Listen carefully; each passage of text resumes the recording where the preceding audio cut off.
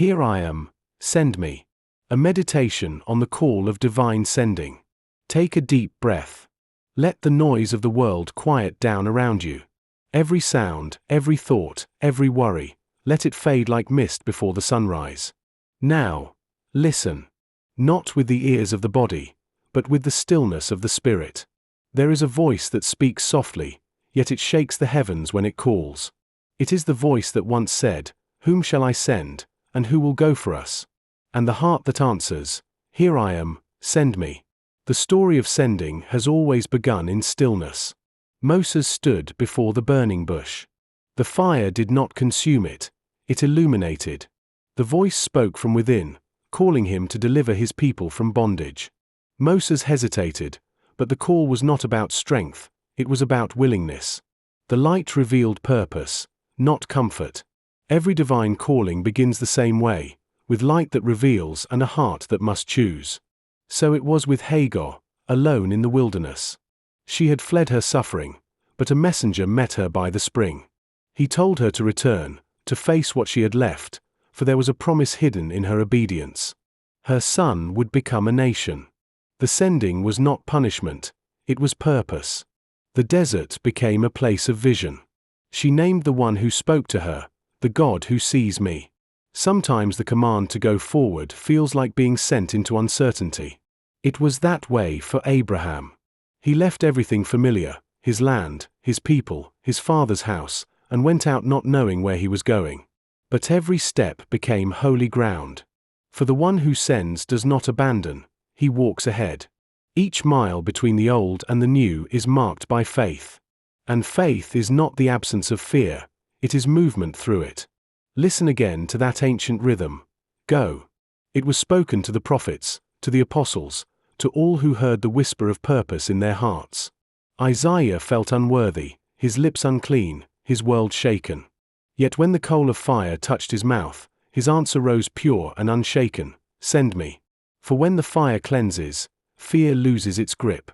When the voice of the holy fills the heart, hesitation turns to peace. Think now of Paul, bound in spirit, yet ready to walk toward Jerusalem knowing what awaited him. He said, "I am ready not only to be bound, but to die for the name." This is the maturity of calling, not to seek danger, but to walk obediently where love leads, even through suffering. For divine sending is never about achievement, it is about witness. When Paul went, chains became testimonies, prisons became pulpits, and death became the seed of resurrection. The sending is not always dramatic. Sometimes it comes quietly, a thought, a nudge, a gentle pull to leave behind a life too small for the purpose ahead. It may come as a whisper in the night, a still awareness that the familiar has become a cage. When that moment comes, you will know. The same voice that called prophets and kings will speak to you. It will not roar, it will invite. And the one who hears will answer, "Here I am." To be sent is to be reshaped. It is to let go of the safe and step into the sacred unknown.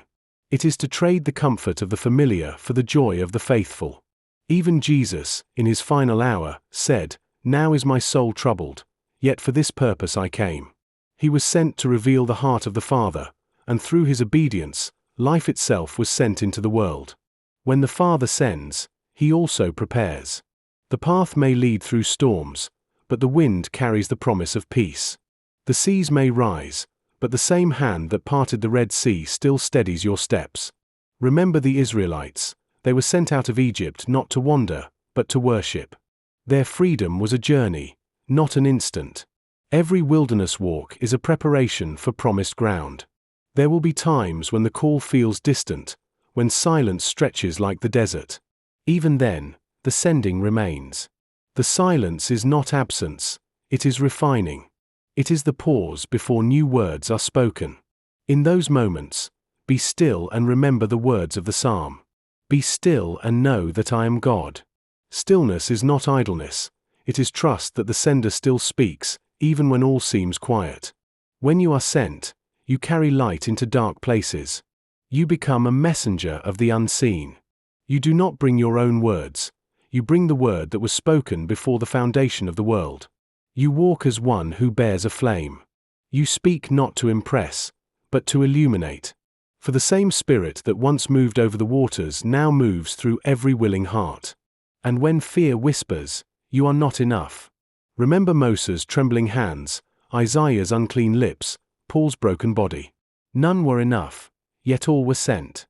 It is not perfection that qualifies the messenger, but surrender. The one who sends also fills. He does not demand worthiness, he gives it. Each act of obedience, each step into purpose, becomes a prayer. The road itself becomes sacred, the destination merely a continuation of faith. Even in your smallest yes, eternity echoes. For every obedient heart extends the chain of sending that began with divine breath in Eden. Go forth, fill, tend, keep. So today, if you hear that inner stirring, do not turn away.